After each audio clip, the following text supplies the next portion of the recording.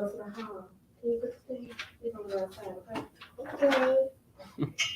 There you go. So we only have this one. And who do we need to speak to? Vanna, Sean, Vanna, Sean Wood, Pat, Victoria. Okay, I'm texting now. Vanna, Sean, Victoria. Who else normally on there? Jackie. Pat Robinson. Jackie Burton. Give me somebody who don't got a new life. Tamara. William Weeks. Because give William a shout out. Because he's the reason. Right. For this episode.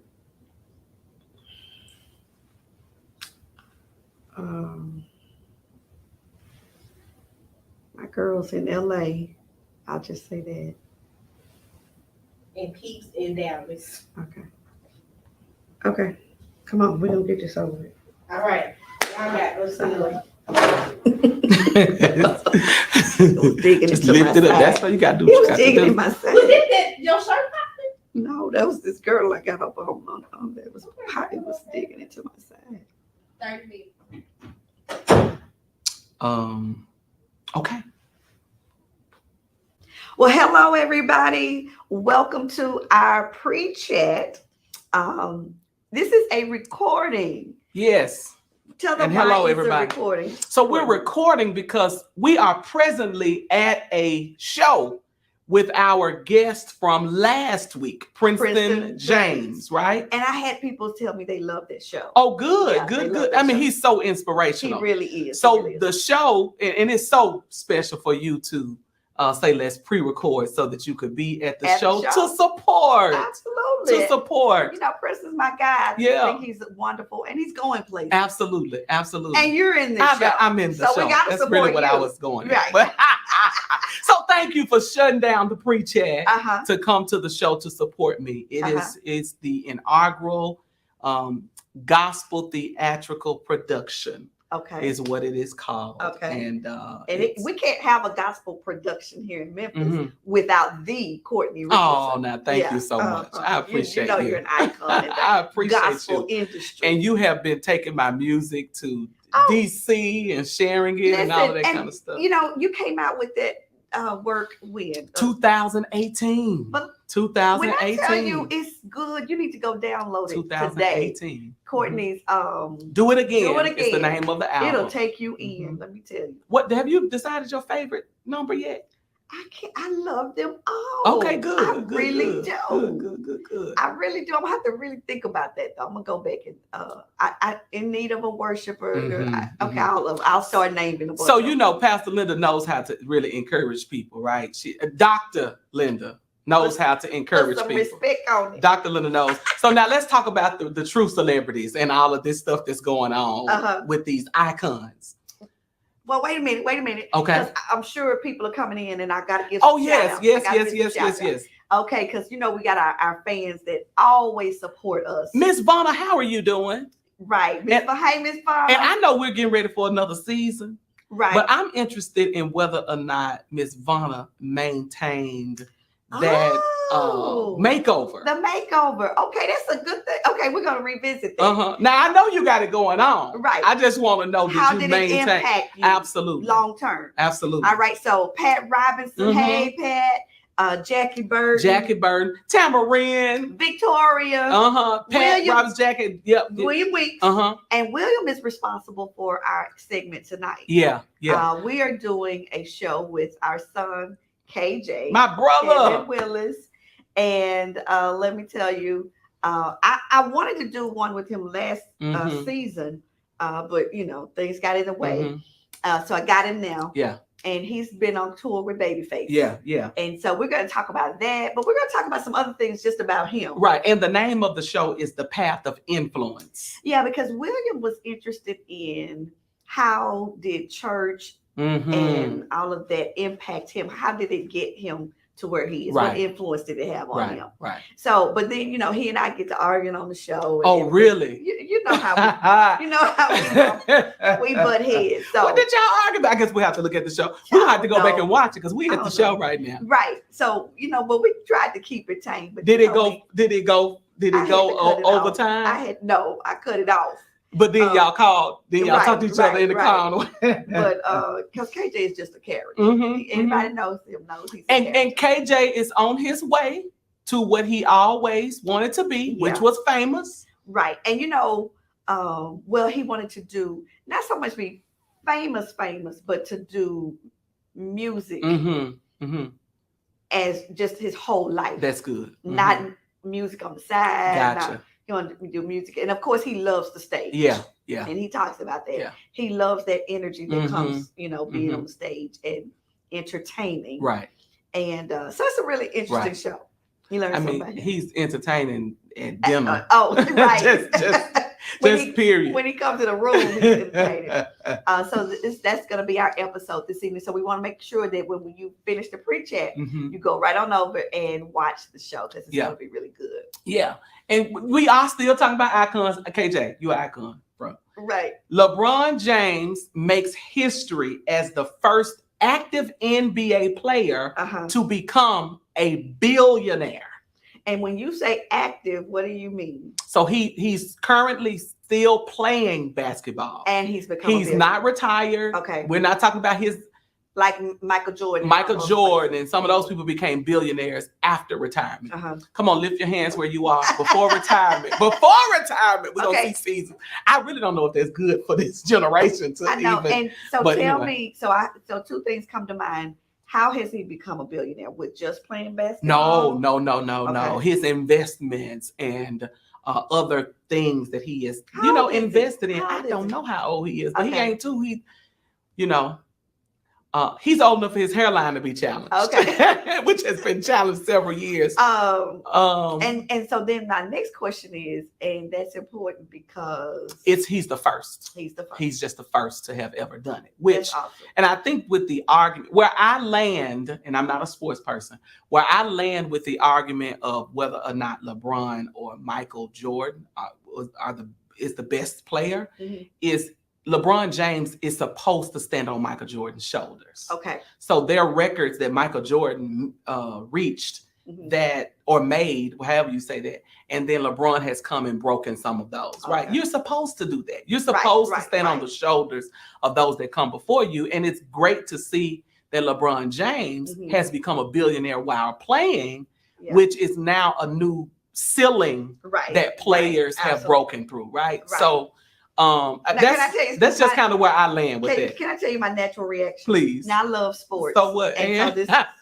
this, this is no hate, and congratulations, LeBron James.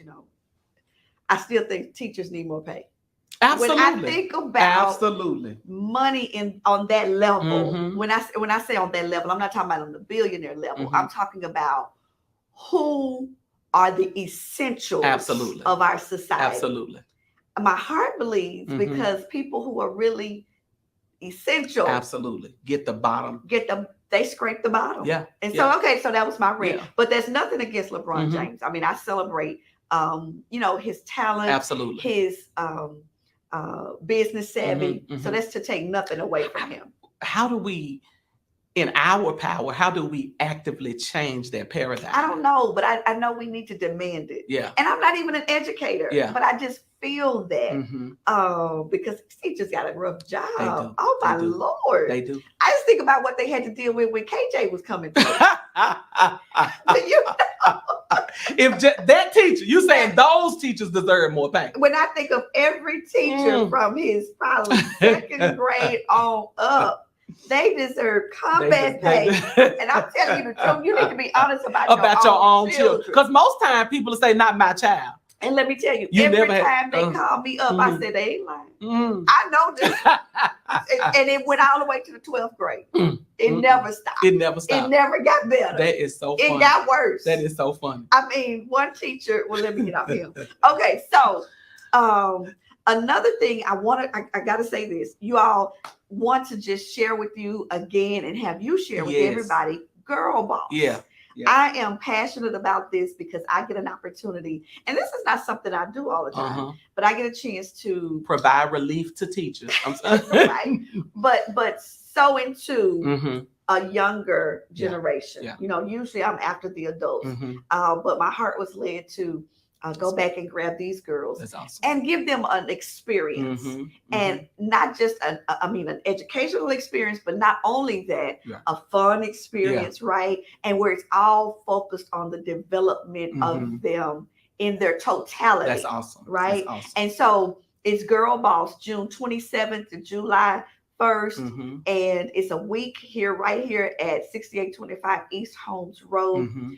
Your grandchild, your child, your niece, ages 11 to 14. 11 to 14. And I'm willing to even look at 15. Okay. I'm willing to look at 15. But you all, we got to get them registered by June 17th. June 17th. And you all, what I have to say about that is, which you really can't. Anyway, there's so many people having these empowerment brunches and breakfasts and conferences.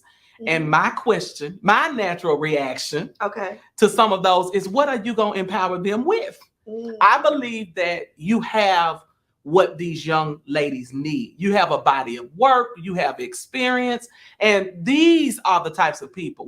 When Dr. Linda pours, those are the things that are really transformative. I know that we've had conversations and we think about the people who were vital in our lives, right? And there are people who are there for the long haul, right? And then there are people who are there for just a small piece of our journey. And a week can be the thing that shifts these young. I'm telling you, And I'm offering them some very practical things that can change their perspective. Absolutely. And some things that I think are lost in our culture today. We're doing charm and etiquette. And somebody may say, "Oh, that's outdated." That you just need to know how to properly pick up a fork. Where it goes. Absolutely. Because if we are telling them that they can be successful and they can go into any room, boardroom or whatever, then they got to know how to handle themselves when they're there, when they get there. It's nothing like going to a fine dining experience and not knowing what fork to pick up. Absolutely. And not knowing what to be nervous about it. How do you get that butter from the other side of the table to get to your you have to know those things. That's right. Or you're gonna be drinking unsweet tea, embarrassed, about to choke on stuff. Absolutely. And I'm gonna talk to them about dreaming, because I do believe it's at that age where you stop dreaming. Yes. Children have a great capacity to imagine. They play make believe. Yeah. But over time, as they begin to get older, life takes that away from them. And so before that happens, I want to get in there and work with them to show them how to maintain that, how to cultivate it. Right. And it's going to be a power-packed week, and they're going to have a paint party, swim party at my house, all that good They get food. to go over to, and that's all right. Yeah, so we're just going to treat them and treat them special. And did we have any partners? Yes, and can I tell you that some of our own conversations with Linda, our chit chatters, our fans have partnered with us financially. Victoria, Madeline Savage That's Towns, awesome. yes. And Kyra Mitchell is, from the chicken salad. She's partnered Hickory with Farms. us.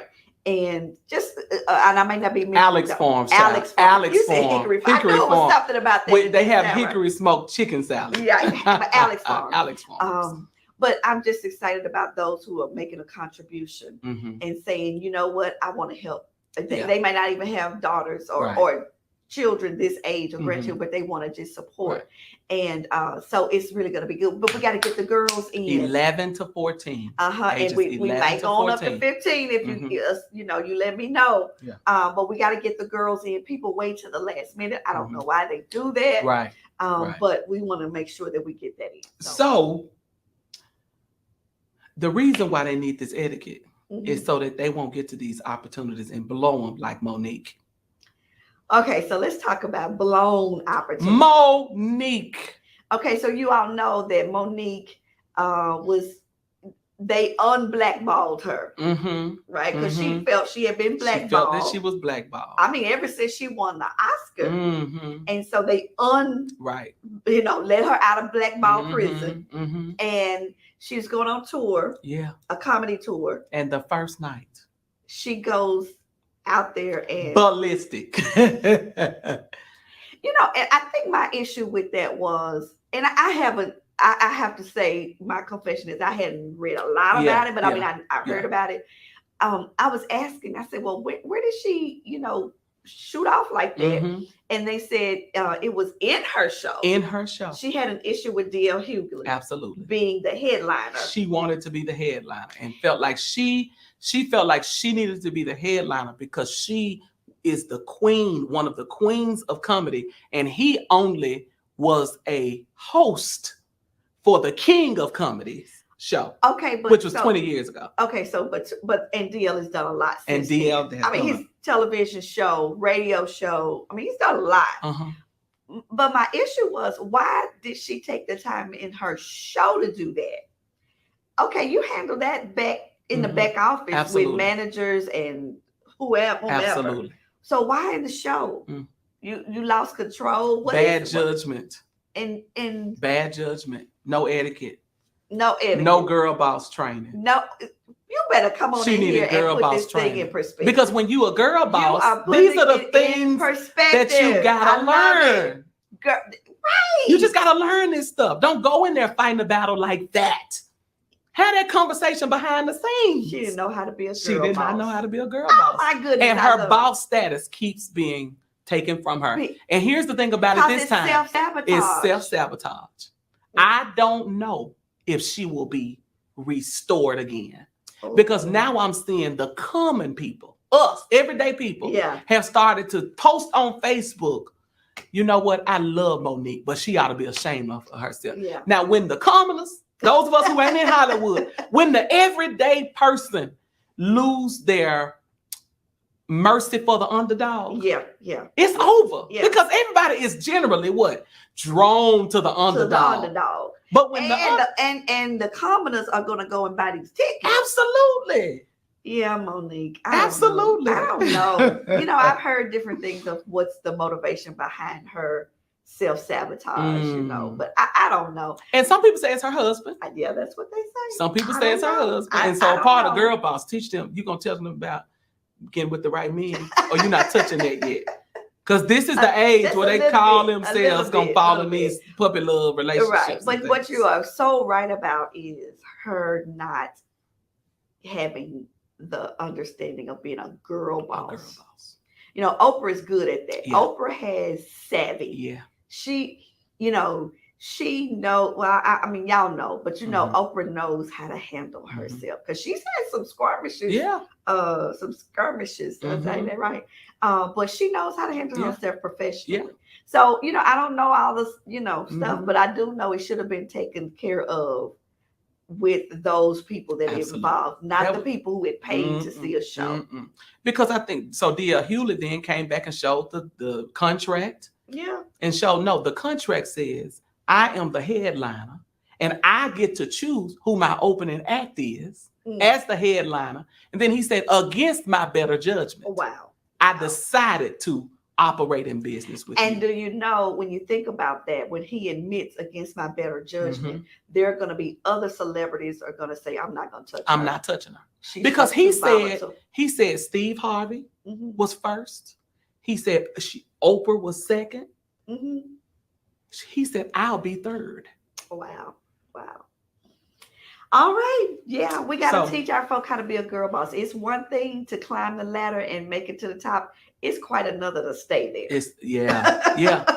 And obviously she has not been able to stay there. And we loved Monique. Absolutely. I remember Monique talking about when she worked a job at a fast food restaurant. Yeah. And she talked about how she put lipstick on every day and she was on time. She treated it like, those kinds of things.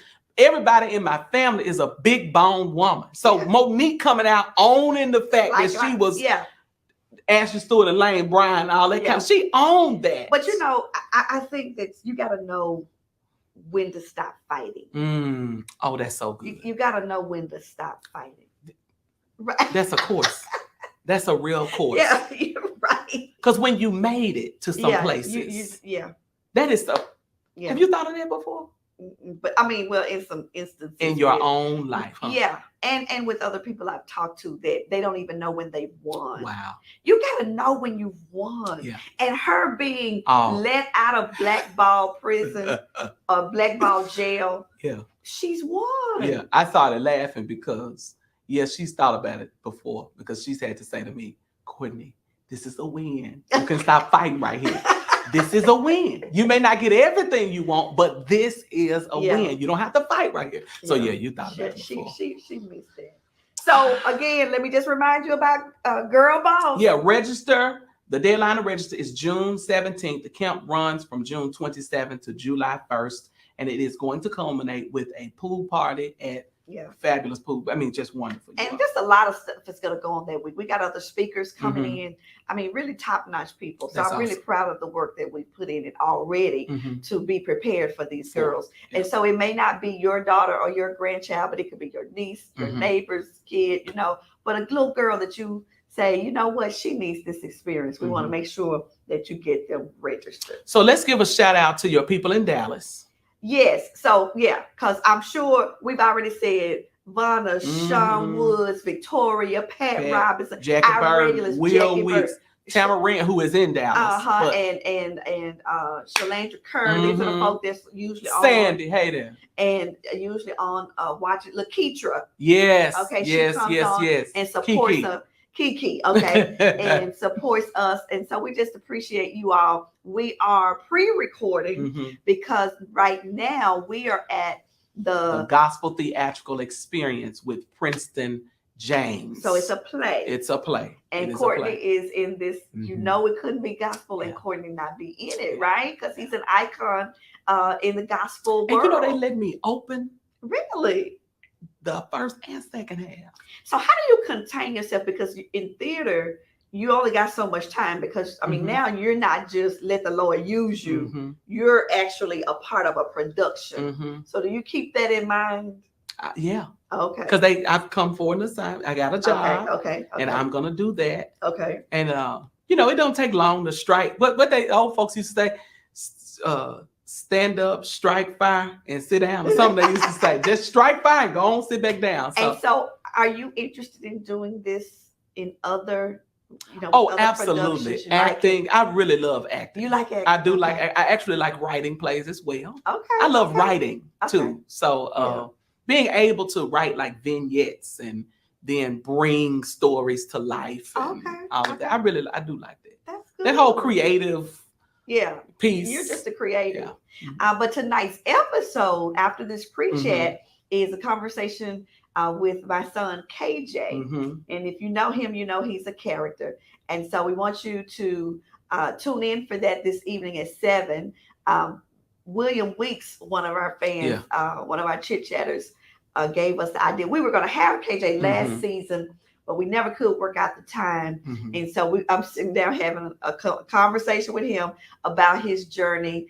He's touring with Babyface and then some other stuff. If you know KJ, we're going to be all over the place. I can't wait to watch. So the last thing we need to talk about, because I think we got like 4 more minutes, is Henderson. What's the pastor's name? Oh, Keon Henderson. Keon Henderson. Pastor Keon Henderson. Married Shaquille O'Neal's ex-wife, Shauna. Right? Is that her name? Shawnee, Shauna, one of those. Okay. And now, what did you think about the dress and all that kind of stuff? I didn't critique it too much. What really tickled me, that I'm just saying tickled me, was, did you see Bishop Jakes and the dance with Mrs. Jakes and all that? That tickled me. Okay. We saw him in another light. Absolutely. But it just seemed like they had those people. Now, this is what's funny. My niece, ex-husband, is now married to a celebrity. And they were there. And so so what, you were 3 people removed? You almost almost there. You were almost there. I almost made it. So it was really cool. But yeah, did you get a report on the wedding? How did he? Have you gotten a message? No, yet? I hadn't gotten into the fray of all of it. But they seemed to be happy. A lot of people thought they were already married. Interesting. Because they do the whole walking into the church. In the church. He's already he put first lady up, gave her a seat, called her up. I mean, that's what she go. He said we might as well start calling the first lady because that's what she's getting ready to be. And so and then Shaq came out saying that there was nothing she did to cause the demise of that marriage. Okay. That it was all him. Oh wow, that's good. I thought that was very good awesome. of him. That's awesome. And hopefully that is. And I don't know the nature of the relationship, but hopefully that provided another level of healing. I hope so. I hope so. Now don't you go and mess up no preacher. Because he can't handle this like Shaq can. Shaq can't survive. It's hard for preachers to survive divorces for real. I know. And he's been divorced before. 3 or 2. This is his third. I don't know. We can't be got this is in the news. We just don't know what we talking about. Okay, I think we gotta go now because we're starting to get... Right. So listen, we can survive. Okay, I saw this on Steve Harvey, and I want to pose this for our next week's pre-show. Mm-hmm. All right, and here it is. Oh, dog, where'd it go? 3. You meet your 18-year-old self. You're allowed to say 3 words. What do you say? Next week on our pre-show, I want us to talk about that. You meet your 18-year-old self. You're allowed to say 3 words. I want y'all to tell me, what do you say? We're going to entertain that idea. I got to go back to my 18-year-old self. I'm trying to journey back to my 18-year-old self. I actually asked KJ in my conversation with him, what would he tell his 20-year-old self? So it was quite interesting and funny. So yeah. That's a good question. Okay. Well, listen, you all, we want you to tune in right after this show. Go to, social media outlet, Facebook or YouTube for my conversation with KJ, and we're catching up with him and what's going on with him. And again, we're going to be back next Sunday. Well, you know what?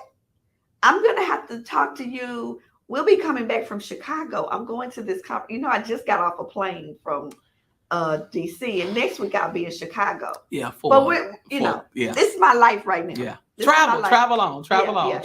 But anyway, you all enjoyed the show. She been gone, y'all. We just got done with our degrees. Now it's time for us to settle in and just, But we gotta have a little fun. Yes, we do. And I'm trying to have some fun. We do. But you all make sure you watch the episode tonight. Yeah. All right.